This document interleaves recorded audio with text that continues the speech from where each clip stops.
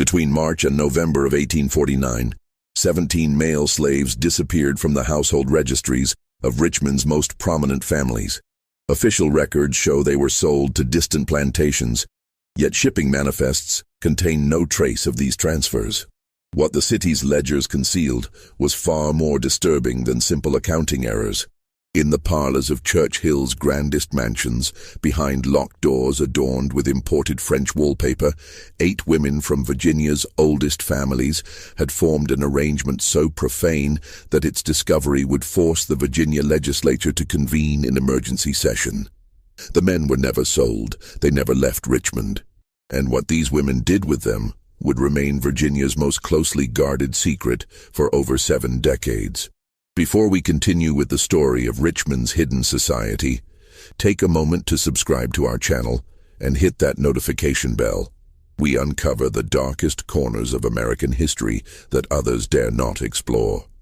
And in the comments below, tell us what state or city you are listening from. Now, let us descend into the perfumed darkness of Church Hill. The spring of 1849 found Richmond at the apex of its antebellum prosperity. The city's population had swelled to nearly 28,000 souls, its tobacco warehouses lining the James River like monuments to King Cotton's smaller, more aromatic cousin.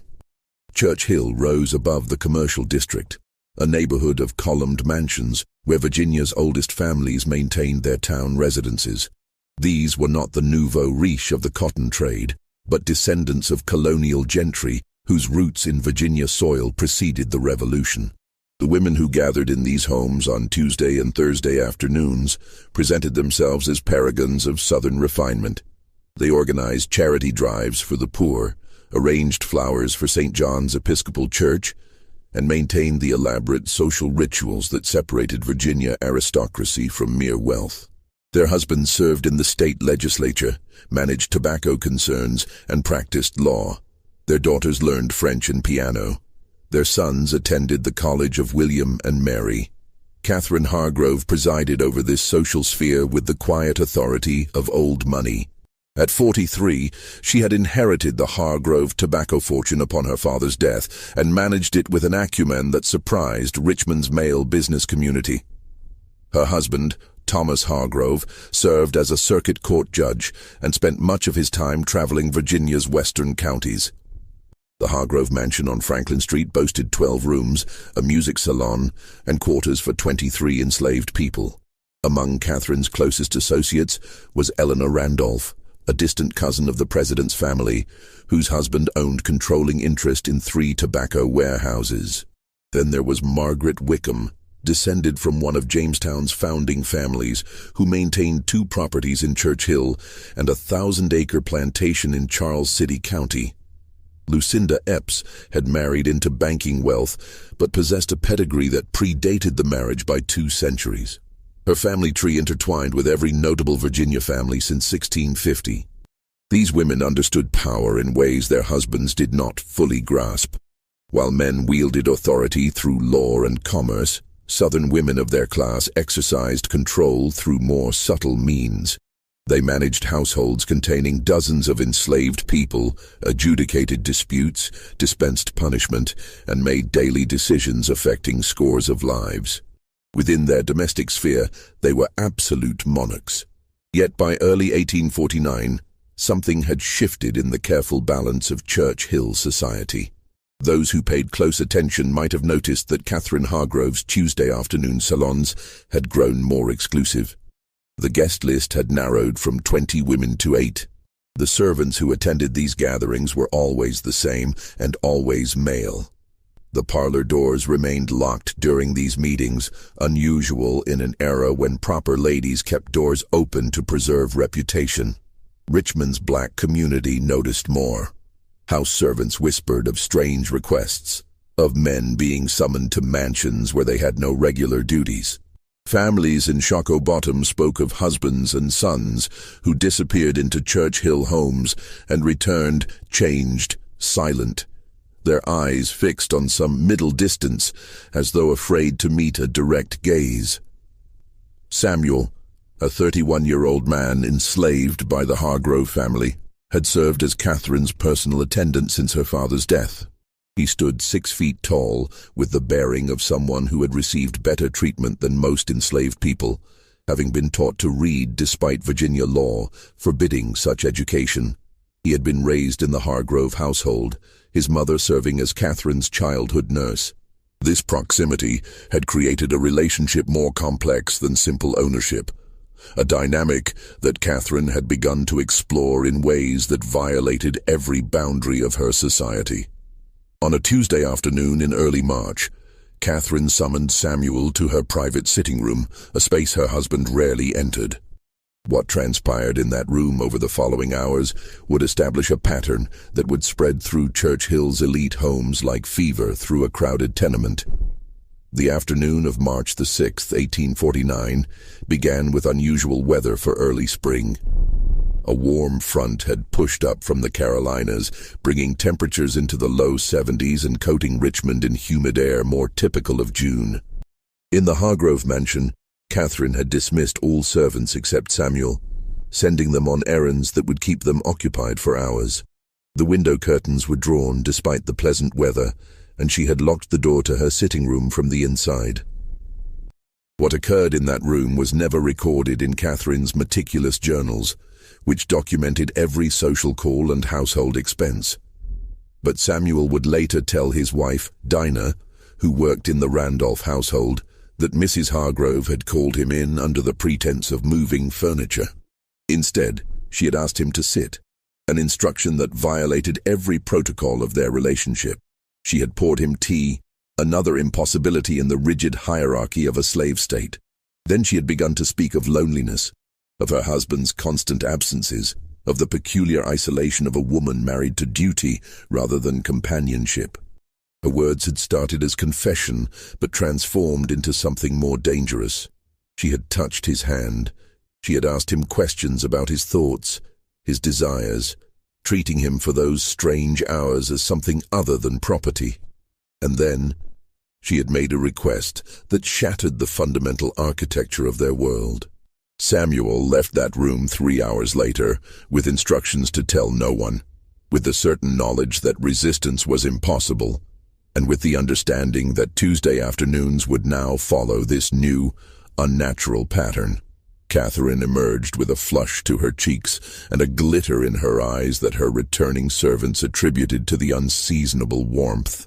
Within a week, Catherine had confided in Eleanor Randolph during a morning visit.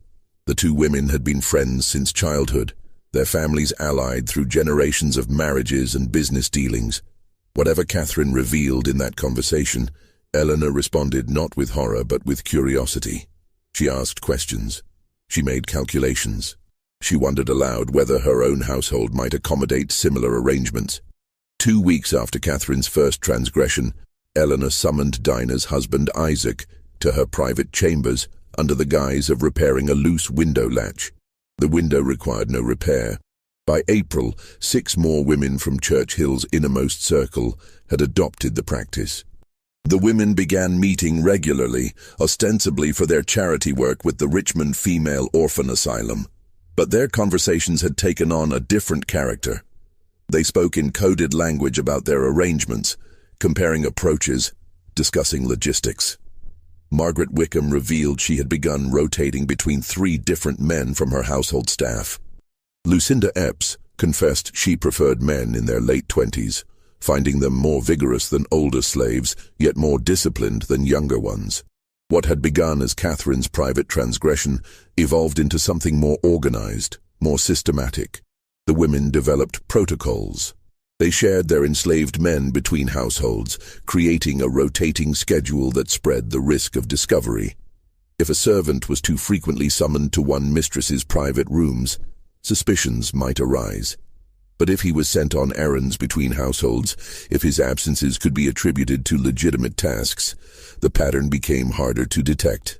By May of 1849, the 8 women had established what they called, with deliberate irony, the Sisterhood of Charity. The name served a dual purpose.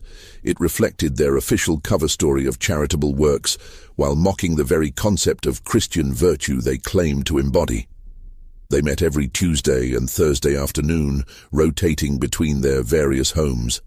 The meetings began with actual charitable business, letters written to the orphan asylum, or plans made for church social events, creating documentation of legitimate activity.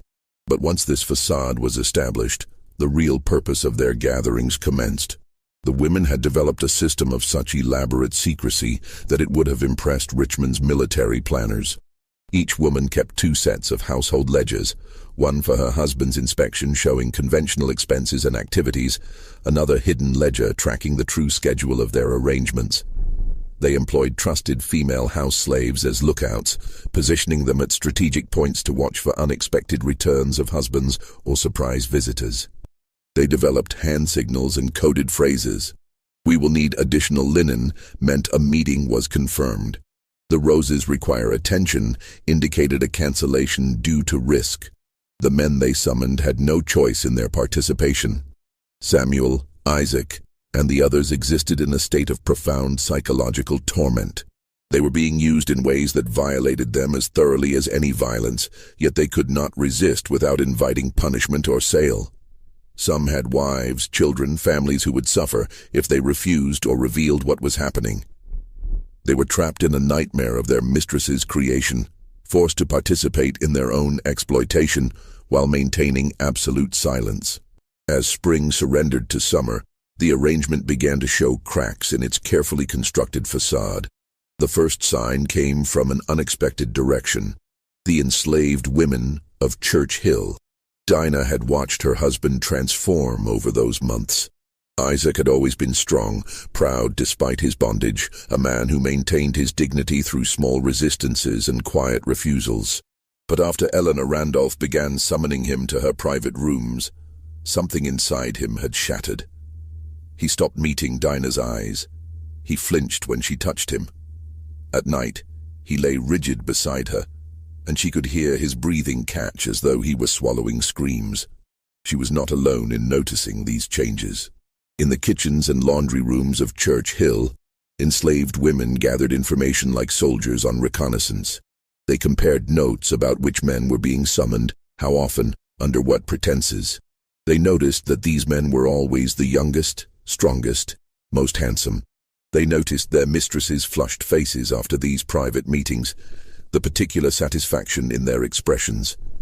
The women understood what was happening long before any white person in Richmond suspected, and they faced an impossible choice: expose the abuse and risk their families being torn apart through sale and punishment, or remain silent and watch their husbands, brothers, and sons be used in ways that degraded everyone involved. Rachel, enslaved by Margaret Wickham, decided to act. She was 53 years old, had raised Margaret from infancy, and wielded the peculiar authority sometimes granted to enslaved women who had nursed their owners as babies. In early June, she confronted Margaret directly, choosing a moment when the two were alone in the breakfast room. "Miss Margaret," Rachel said, her voice steady despite the enormous risk she was taking, "I need to speak plain with you about what has been happening in this house." Margaret set down her teacup with deliberate care. "You forget yourself, Rachel." "No, ma'am, I am remembering myself, remembering that I raised you, that I have been loyal to this family for 37 years. And I am telling you that what you and those other ladies are doing, it is going to bring ruin down on all our heads." The silence that followed stretched for nearly a minute. Margaret's face had gone pale, then flushed deep red. When she finally spoke, her voice shook with fury and fear. "You will never speak of this again, to anyone. Do you understand me?" "I understand that sin finds its way to light, no matter how deep you bury it," Rachel replied. "I understand that you cannot do this to these men without it corrupting everything it touches." Margaret stood abruptly, her chair scraping against the hardwood floor. "Get out, and if you value your daughter's safety, you will never mention this subject again." The threat was explicit. Rachel's daughter, just 14 years old, worked in the Wickham kitchen. Margaret was reminding Rachel of how easily that daughter could be sold south, sent to the cotton fields where life expectancy rarely exceeded 10 years. Rachel left the breakfast room with her head high, but Margaret's warning accomplished its purpose. Rachel would not speak of it again, at least not to anyone white. But she did speak to the other women, and together they began to strategize. If they could not stop the abuse directly, perhaps they could create enough disruption to make it too dangerous to continue. Small acts of sabotage began to plague the 8 households. Linens disappeared, meals were oversalted, messages went undelivered. Nothing so dramatic as to warrant severe punishment, but enough to create friction to make the smooth operation of these households less reliable. The sisterhood noticed but misinterpreted these disruptions.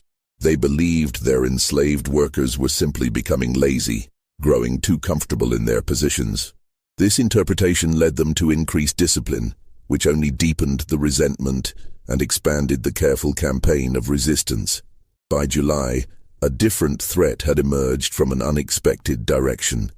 Thomas Hargrove, Catherine's husband, had returned early from his circuit court travels due to a case being postponed.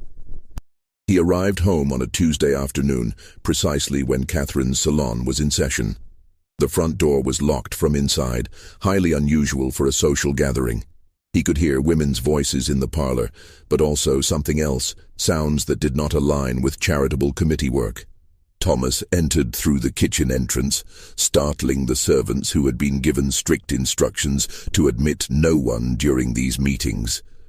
Before they could warn their mistress, he had walked through the house and reached the parlor door. It was locked. From inside came the murmur of female conversation punctuated by something else, a deeper voice, definitely male. "Catherine," he called, knocking firmly, "open this door." The conversation stopped abruptly. There followed perhaps 30 seconds of silence, then footsteps, the sound of the key turning.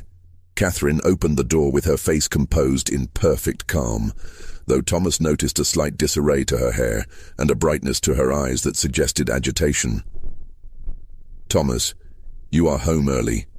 "How unexpected." Her tone was light, but he caught the edge of anxiety beneath it. He looked past her into the parlor. 5 other women were present, all from the highest echelons of Richmond society, and standing by the window, looking distinctly uncomfortable, was Samuel. There was no apparent reason for a male slave to be present during a ladies' charitable meeting. "What is he doing here?" Thomas asked, his gaze fixed on Samuel. "He was moving a desk for us," Catherine replied smoothly. "The afternoon light had shifted and we needed to rearrange the furniture. Samuel was just leaving." It was a plausible explanation, yet something about the scene troubled Thomas. The women's faces showed not the relaxed comfort of social visiting, but a tension he could not quite identify.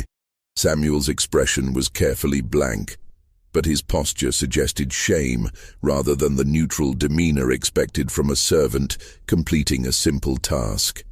Thomas let it pass with a nod. But over the following days he found himself watching his wife more carefully. He noticed patterns he had previously overlooked. The locked doors, the specific servants present during her salons, her insistence on absolute privacy during these gatherings. He said nothing, but his attention had been awakened, and once awakened, it would prove difficult to deceive. The summer heat had descended on Richmond with oppressive weight by late July, turning the city into a slow cooking pot of humidity and tension. The 8 women of the sisterhood grew bolder, even as warning signs multiplied around them. Perhaps it was the intoxication of transgression, the addictive quality of violating every rule that had governed their lives since birth. Perhaps it was simply that they had gone too long without consequences and had begun to believe themselves untouchable. Catherine had added 2 more men to her rotation by August, both from her country property whom she had transferred to Richmond under the pretext of needing additional household staff. She had also begun hosting evening gatherings in addition to the afternoon salons, small dinners where the wine flowed freely and the conversation turned increasingly frank about their arrangements. The women had begun to treat their systematic exploitation as an open secret among themselves, discussing it with the casual matter-of-factness that other ladies might use when talking about new dress patterns or the quality of their gardens. Eleanor Randolph had begun documenting their activities in a coded journal using a cipher she had learned from her father. Each man was assigned a number, each woman a letter. Encounters were recorded with dates and brief notes about satisfaction level.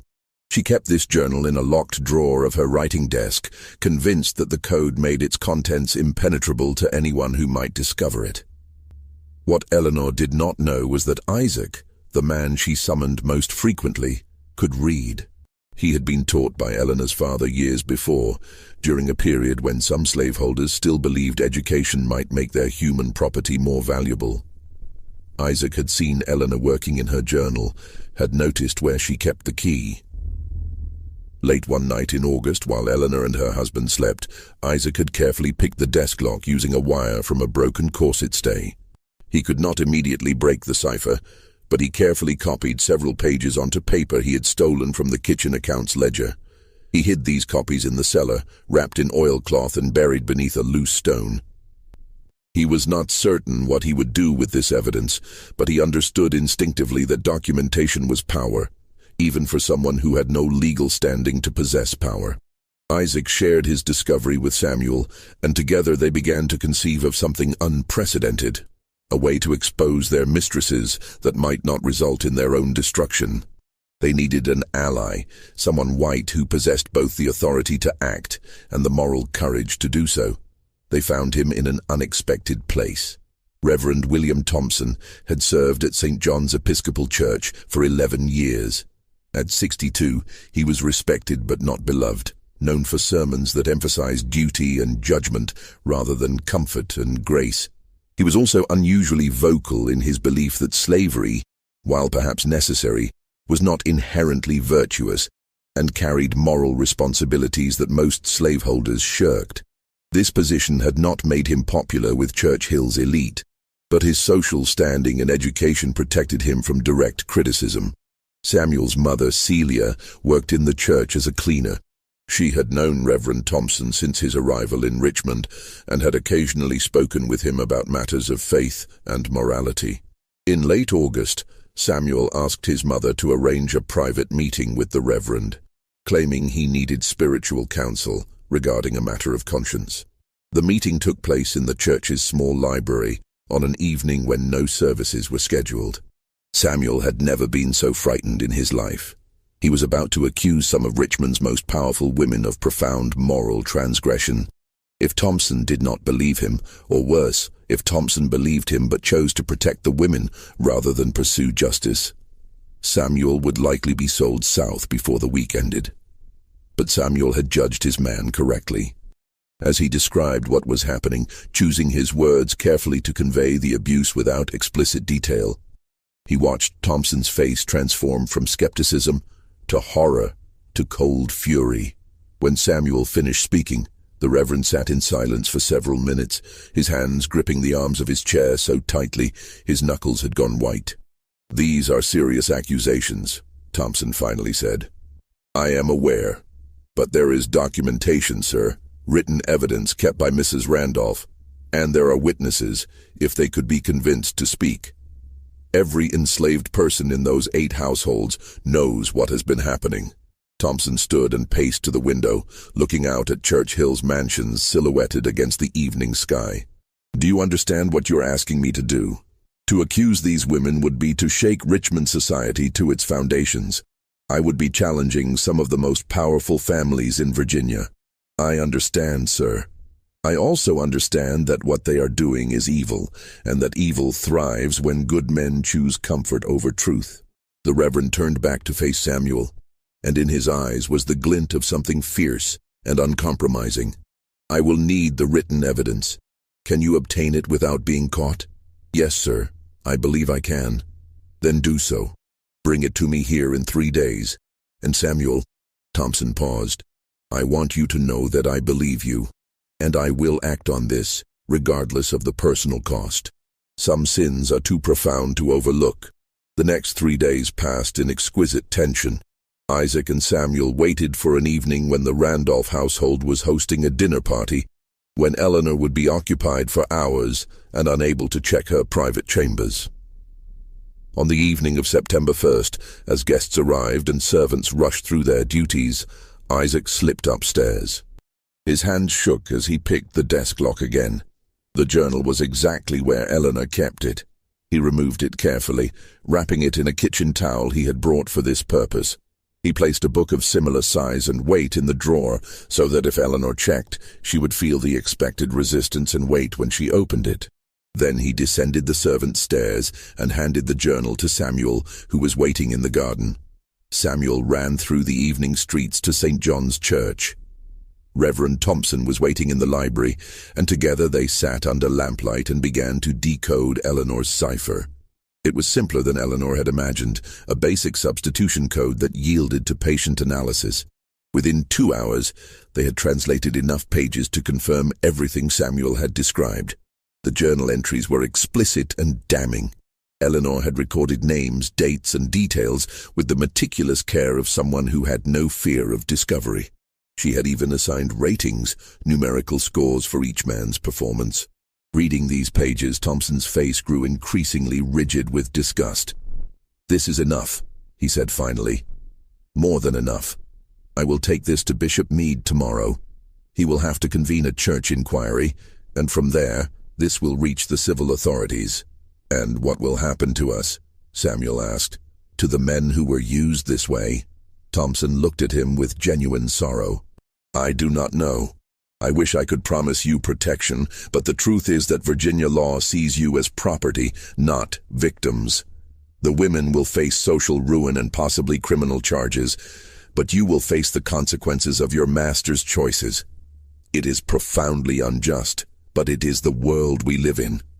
We know the risks, sir, but this has to end. Not just for us, but for anyone else who might suffer this way in the future." Thompson nodded slowly. "Return the journal to where you found it. Let them have no warning of what is coming. Can you do that without being caught?" "I can try, sir." Samuel ran back to the Randolph house, where the dinner party was still in progress.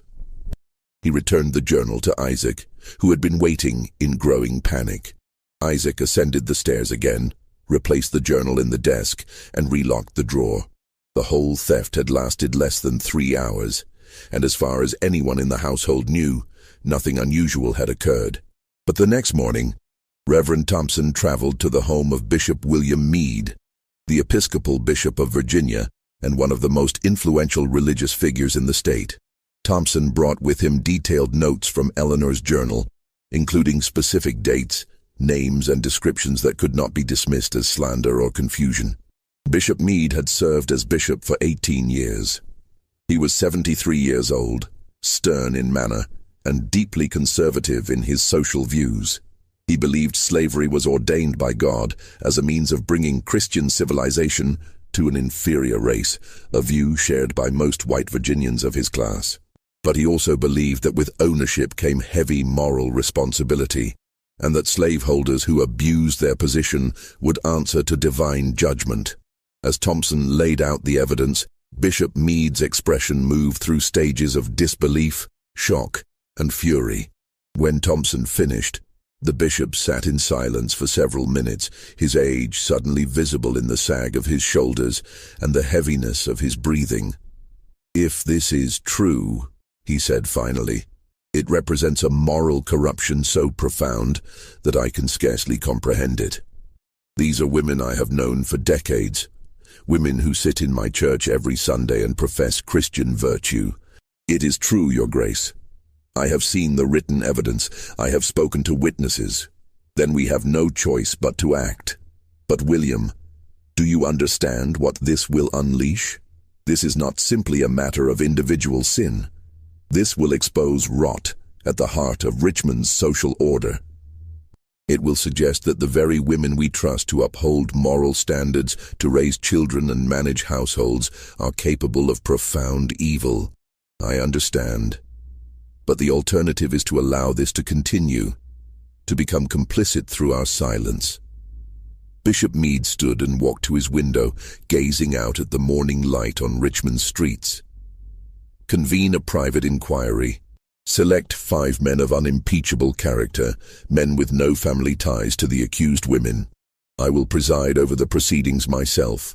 We will hear the evidence, interview the witnesses, and determine the truth of this matter. If these accusations prove accurate, we will turn our findings over to the civil authorities. May God have mercy on us all. The inquiry was convened in absolute secrecy on September 10th in a private room at St. John's Church. The 5 men Bishop Meade selected were all respected community leaders, but none from Church Hill's innermost circle. They included a merchant, a physician, a lawyer, a plantation owner from Henrico County, and a professor from Hampton-Sydney College. All had been sworn to confidentiality and understood they were investigating matters of extraordinary sensitivity. Just when we thought we had seen it all, the horror in Richmond intensifies. If this story is giving you chills, share this video with a friend who loves dark mysteries, hit that like button to support our content, and do not forget to subscribe to never miss stories like this. Let us discover together what happens next. The inquiry began with Reverend Thompson presenting his evidence and explaining how it had come to his attention. The panel members listened in growing shock as he described the system the 8 women had established. Then he presented his transcriptions from Eleanor's journal, reading selected passages aloud. The explicit nature of the entries left no doubt about what had occurred. Next came the witnesses. Samuel testified first, describing in careful, restrained language what Catherine Hargrove had subjected him to. His dignity in the face of such violation moved several panel members to visible emotion. Isaac followed, corroborating Samuel's testimony and adding details about Eleanor Randolph's behavior. 3 more enslaved men testified, each describing similar patterns of coercion and abuse. Then came Rachel, Margaret Wickham's enslaved nurse. She testified about confronting Margaret and about the threat Margaret had made against Rachel's daughter. Her testimony established that at least some of the women had been consciously aware their actions were wrong and had been actively working to conceal them. The final witness was unexpected. Dr. Henry Garrett, a Richmond physician who attended several of Church Hill's elite families. He testified that he had been called to examine Eleanor Randolph in July after she complained of female troubles. His examination had revealed evidence consistent with frequent sexual activity, surprising in a woman whose husband had been traveling for business during the previous month. At the time, he had noted this oddity, but had not spoken of it, assuming perhaps an affair with someone of her own class. Now, in light of the other testimony, the significance of his findings became clear. The inquiry concluded late that evening. The panel deliberated for less than an hour before reaching their verdict. The accusations were credible and supported by substantial evidence. Bishop Meade directed that a formal report be prepared and delivered to the Governor of Virginia, along with a recommendation that criminal charges be filed against all 8 women. The next morning, September 11th, Bishop Meade personally delivered the inquiry's findings to Governor John Floyd at the state capitol. Floyd read the report in silence, his face growing increasingly flushed. When he finished, he looked up at the bishop with something close to despair in his eyes. "Do you understand what you are handing me? If this becomes public, it will destroy some of Virginia's most prominent families. It will suggest that our entire social order is built on hypocrisy and perversion. I understand completely, Governor. I also understand that justice demands action, regardless of the social consequences." Floyd stood and walked to his window, echoing Bishop Meade's earlier gesture at his own home. Outside, Richmond conducted its ordinary business, unaware that its foundations were about to shift. "I will have to involve the state legislature. This is too large for executive action alone. We will need to convene an emergency session." "When? Give me 3 days to prepare the ground. Some of the legislators are friends or relations of the accused women. I need to speak with key members privately before this goes to the full assembly." "And the women? Should they be arrested?" Floyd shook his head slowly. "Not yet. If we arrest them now, before the legislature has determined how to proceed, we risk legal challenges that might compromise the entire case, but I will have them placed under discreet surveillance. If any attempt to flee Richmond, we will detain them immediately."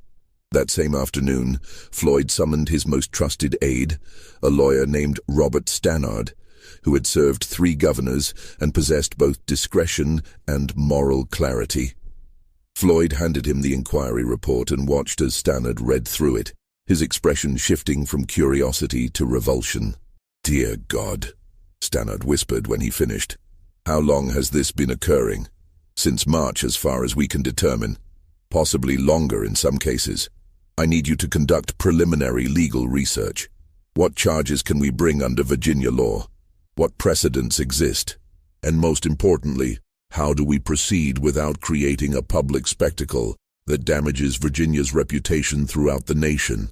Stannard spent the next 2 days in the state law library, poring over statutes and case records. What he discovered was both encouraging and problematic. Virginia law clearly prohibited adultery and fornication, with penalties that included public whipping and fines.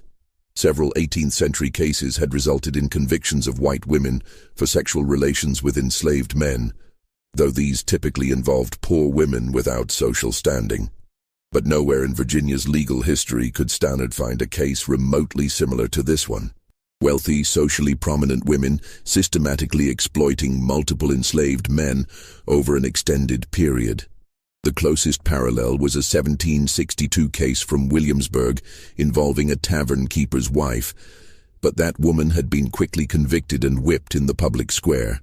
Applying the same punishment to women from Virginia's oldest families seemed both legally appropriate and politically impossible.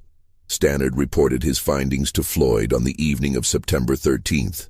"The law is clear on the criminality of their actions," he explained. "But enforcing that law in this case presents extraordinary challenges. These women have powerful family connections throughout Virginia. Several legislators are their cousins or brothers-in-law. If we pursue standard legal proceedings, we'll face challenges at every stage. What do you recommend?" "An extraordinary measure. Convene the legislature in emergency session, present them with the evidence, and let them determine how to proceed. This removes the decision from your office and spreads the responsibility across the entire General Assembly.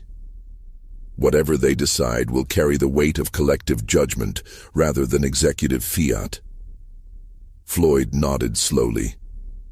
"And if they choose to protect these women, if family loyalty outweighs justice, then we will have learned something terrible about Virginia's moral character. But I don't believe that will happen. The evidence is too damning, and the men who sit in that chamber still believe, however imperfectly, in principles of honor and law." Over the next 2 days, Governor Floyd conducted a series of private meetings with legislative leaders. He met first with Speaker of the House James Barber, a man known for uncompromising integrity despite his own slave-holding interests. Barber read the inquiry report in Floyd's office, his face darkening with each page. "This is an abomination," Barber said when he finished. "These women have violated every principle of Christian civilization. They have degraded themselves, corrupted their households, and brought shame upon Virginia. Will you support an emergency session?" "I will. And I will support whatever punishment the Assembly deems appropriate, regardless of who these women's families are." Floyd met next with key senators, with committee chairmen, with the leaders of various legislative factions. The response was universally shocked, though some expressed more concern about scandal than about justice. Senator William Rives, whose wife was distantly related to Eleanor Randolph, argued vehemently for handling the matter quietly, perhaps through civil proceedings that would avoid public exposure. "If this becomes known," Rives insisted, "it will provide ammunition for every abolitionist newspaper in the North. They will use this to argue that slavery corrupts everyone it touches, that Southern society is morally bankrupt. We must consider Virginia's reputation." Floyd's response was sharp. "Virginia's reputation is not built on concealing evil, Senator. It is built on addressing evil when we discover it. Would you have us protect these women simply because their exposure might prove inconvenient?"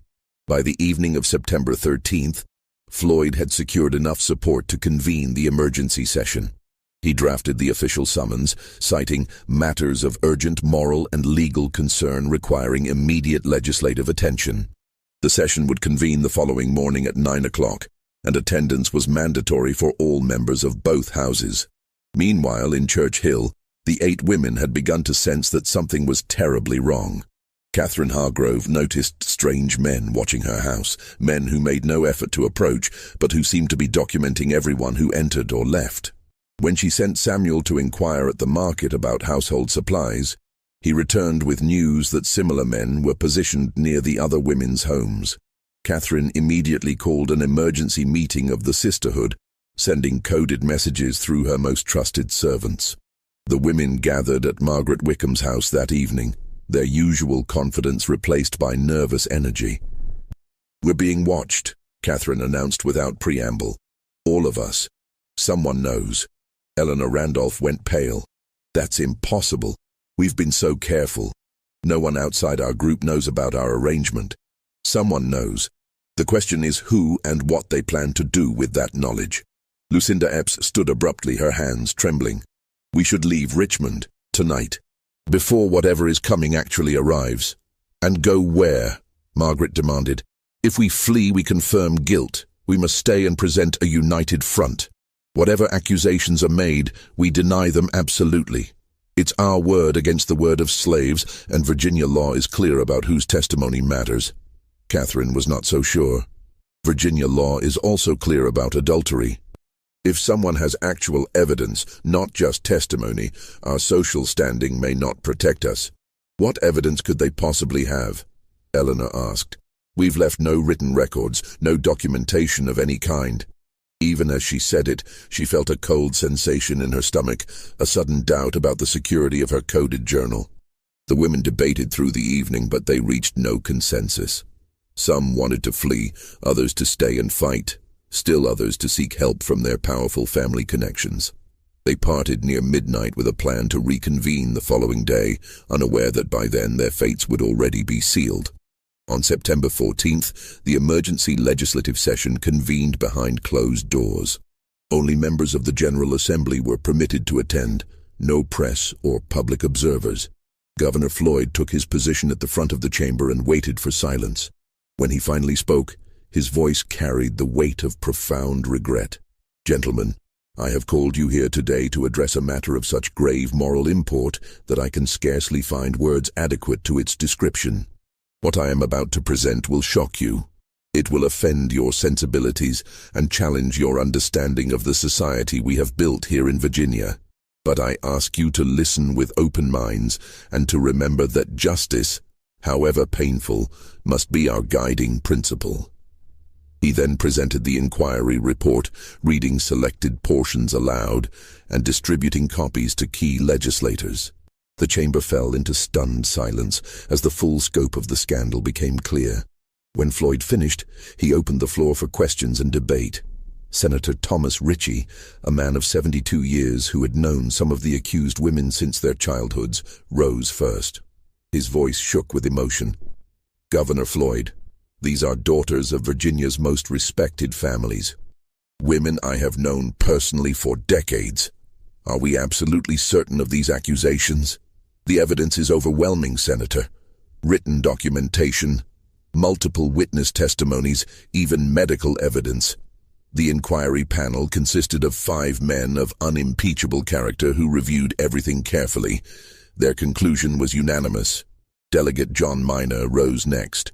What of the enslaved men who testified? How do we know they are telling the truth? Might they have motivations to slander their mistresses? Floyd had anticipated this question. What possible motivation would they have? Coming forward exposed them to enormous risk. They faced potential sale, separation from their families, or worse. They gained nothing from this testimony except the possibility that the abuse might end. The debate continued for hours, growing increasingly heated. Men stood and condemned the women in language of biblical fury. Others defended them, arguing that the real villains were the enslaved men who had somehow seduced their mistresses. Several legislators with direct family connections to the accused women recused themselves from the proceedings, their faces gray with shame and fury. Delegate Samuel McDowell delivered perhaps the most powerful speech of the session. He was a younger man, only 34, known for his legal acumen and moral seriousness. He rose near the middle of the debate and spoke without notes, his voice clear and firm. Gentlemen, I understand the impulse to protect these women. They are our neighbors, our family members, women we have been raised to view as paragons of virtue. But that is precisely why this matter is so serious. These women did not simply commit adultery. They systematically exploited human beings over whom they held absolute power. They used the institution of slavery itself as a mechanism for their own gratification, violating both the laws of God and the laws of Virginia. Some here have suggested that the enslaved men somehow seduced these women. I would ask those colleagues to consider the nature of power in these relationships. How does a man who can be whipped or sold for disobedience seduce the woman who holds his fate in her hands? This was not seduction. This was coercion, pure and simple, and the women wielded that coercion.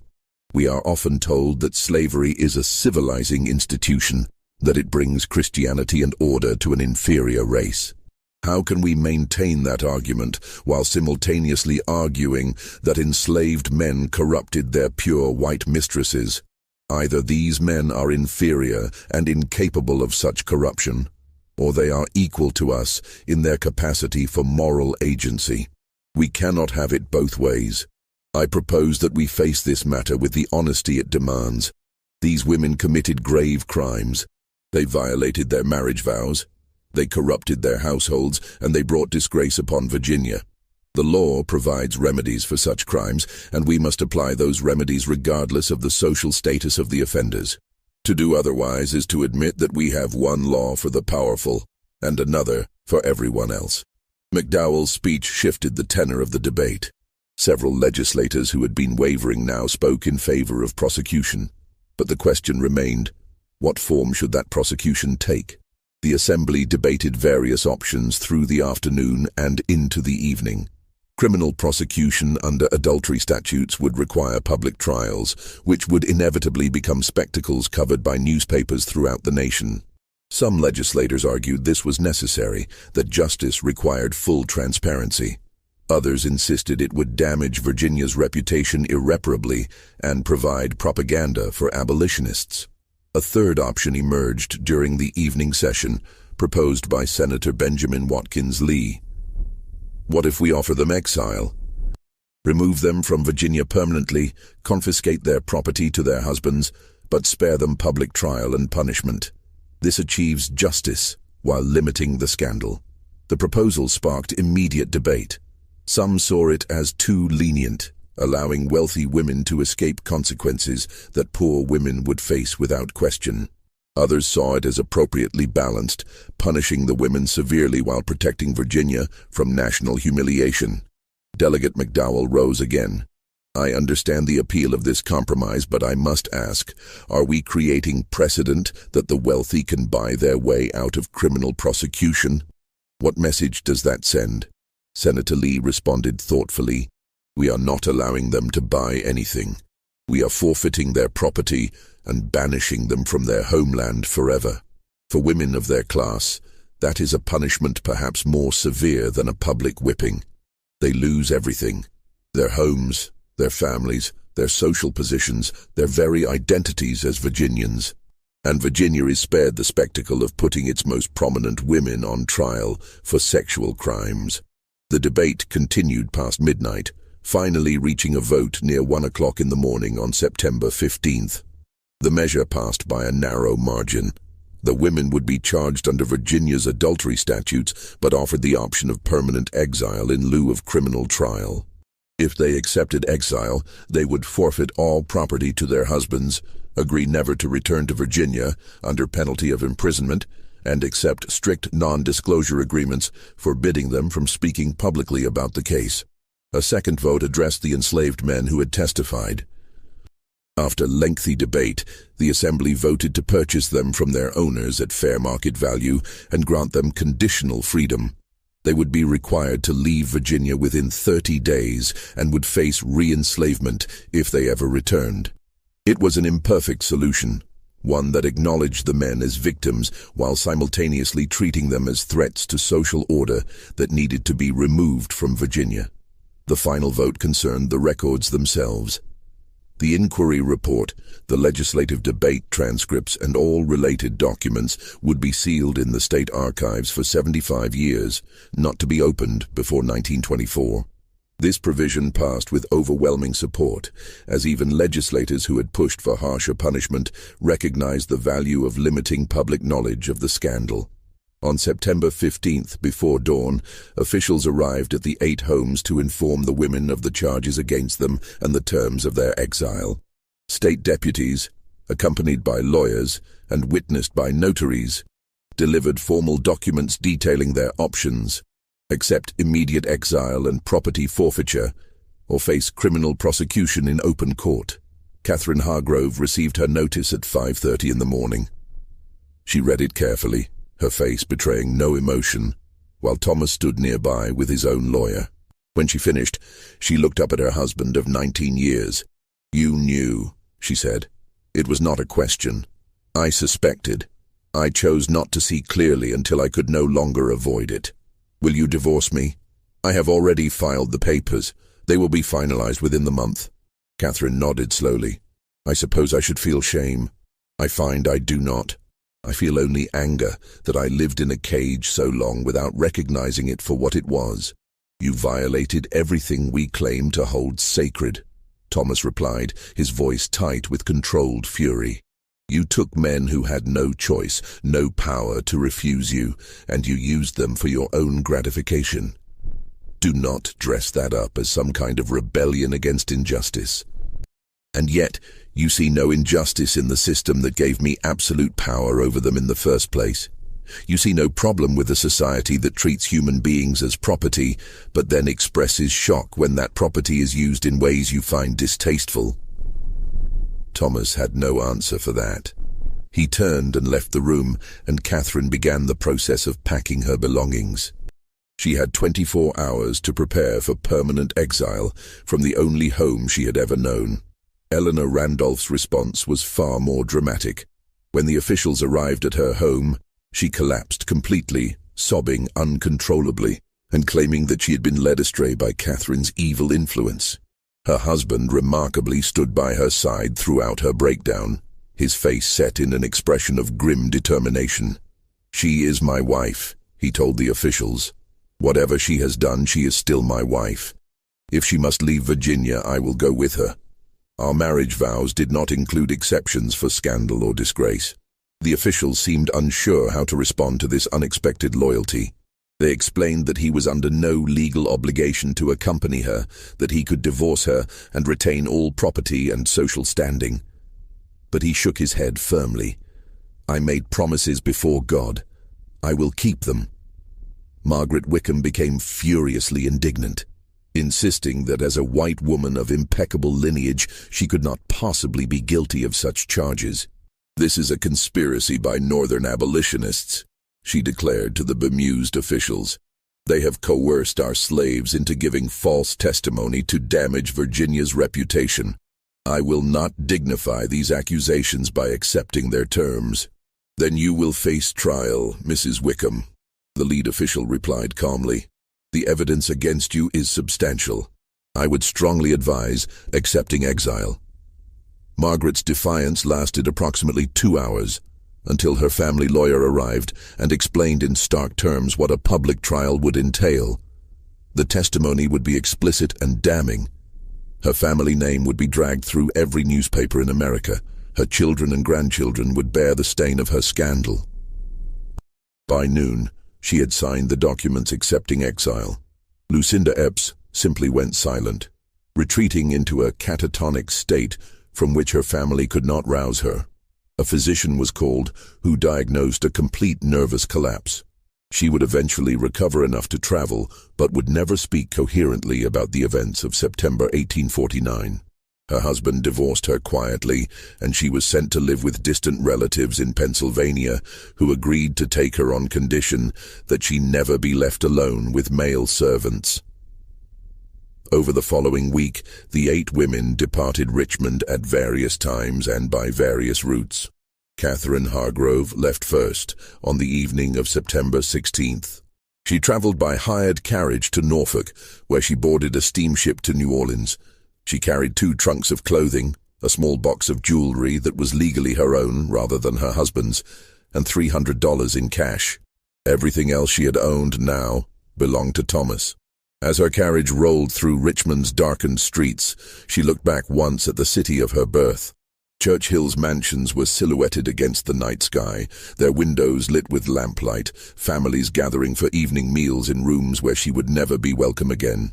She felt no tears, no regret, only a cold clarity about what her life had been and what it might become. Eleanor Randolph and her loyal husband departed 3 days later, traveling north to Philadelphia. Before leaving, Eleanor asked to see Isaac one final time. The officials denied this request, explaining that she was forbidden from any contact with the men who had been involved. She wept at this denial, crying that she wanted to apologize, to explain that she had never meant to hurt anyone. Her husband gently but firmly led her to their carriage. Margaret Wickham left for Baltimore with her eldest daughter, who had volunteered to accompany her into exile, despite the damage it might do to her own marriage prospects. The other women departed in similar fashion, some alone, some with family members who chose loyalty over reputation. By September 23rd, all 8 had left Virginia, and Churchill society began the painful process of erasing them from its collective memory. Meanwhile, Samuel, Isaac, and the other men who had testified received their papers of conditional freedom on September 20th. The document was brief, printed on official state stationery, and signed by Governor Floyd himself. It stated simply that they had been manumitted by the Commonwealth of Virginia as compensation for their testimony in a matter of state importance, and that they were required to depart Virginia by October 20th. Samuel read his papers 3 times, unable to quite believe what they represented. Freedom. It was a word he had heard all his life, but never expected to experience. But it was freedom with sharp limitations. He could never return to Virginia, could never see his mother's grave once she died, could never walk the streets of the only city he had ever known. He gathered his wife and mother and explained what had happened, showing them the papers with hands that shook slightly. His mother, Celia, wept silently. She was 61 years old and had been enslaved for her entire life. The idea of freedom at her age was both exhilarating and terrifying. "Where will we go?" his wife asked. "North, Philadelphia maybe. Somewhere with a large community of free black people where we might find work and build a life." "And what do we tell people? How do we explain how we got free?" Samuel looked at his freedom papers again. "We tell them the truth, that we testified in a legal matter and Virginia chose to free us. We don't need to explain what we testified about." Before leaving Richmond, Samuel returned to St. John's Church one final time. He found Reverend Thompson in the small library where they had first met, where Samuel had taken the enormous risk of accusing some of Richmond's most powerful women. "I came to thank you, sir," Samuel said, "for believing me, for acting when you could have chosen to look away." Thompson stood and gripped Samuel's hand tightly. "I am sorry I could not do more. I am sorry Virginia's laws could not offer you real justice, only this half measure of freedom with exile attached. It's more than I had any right to expect. It's more than most enslaved people will ever see. You gave me something I never thought I would have. What will you do in Philadelphia? Find work, build a life, try to forget what happened in that house on Franklin Street?" Thompson nodded slowly. "I hope you can forget. But I also hope that someday, when slavery is finally ended, people will remember what you endured. Not for vengeance, but for understanding, so that future generations might grasp how completely this system corrupted everyone it touched." Samuel left Richmond on October 3rd, traveling by hired wagon with his wife and mother. They reached Philadelphia 11 days later, arriving with almost no money and no connections in the city. But Samuel was skilled as a carpenter, and he found work within a week. He rented a small house in the district where free black people were concentrated, and slowly, painfully, he began to build a new life. He never spoke publicly about what had happened to him in Richmond, but he did write it down. In a journal he kept hidden in his workshop, he documented everything. Catherine Hargrove's first summons, the systematic abuse that followed, The growing horror as he realized other men were experiencing the same exploitation, the terrifying decision to approach Reverend Thompson, the inquiry, the legislative session he had not been allowed to attend, and finally the freedom papers that had sent him into exile. Isaac went to New York, settling in the growing black community in Lower Manhattan. Unlike Samuel, he did speak about his experience, though never using his real name or identifying the women specifically. He became involved in the abolitionist movement, attending meetings and occasionally giving testimony about the realities of slavery. His accounts of being exploited by his mistress provided powerful ammunition for abolitionist arguments that slavery corrupted everyone it touched, white and black alike. At an anti-slavery meeting in 1853, Isaac spoke to a crowd of nearly 200 people. "They tell you that slavery is a civilizing institution," he said, his voice carrying across the packed hall. "They tell you that it benefits both master and slave, that it brings Christianity and order to an inferior race. But I can tell you from my own experience that slavery is nothing but corruption. It corrupts the enslaved by stripping them of autonomy and dignity, and it corrupts the enslaver by giving them absolute power over other human beings. Absolute power, without check or balance, without accountability or restraint. And that power will be abused. It cannot be otherwise." The other men scattered across the North, some to Philadelphia, others to New York, Boston, or even Canada.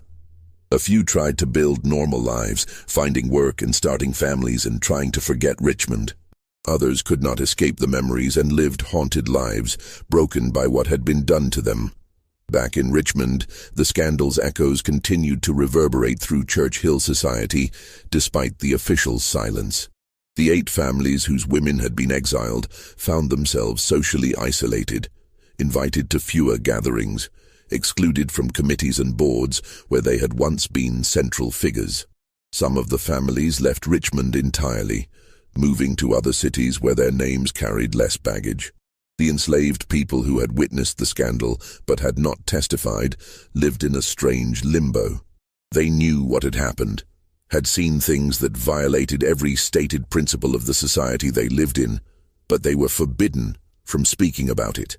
The knowledge sat inside them like poison, creating a shared understanding among Richmond's black community that the white families they served were capable of profound hypocrisy.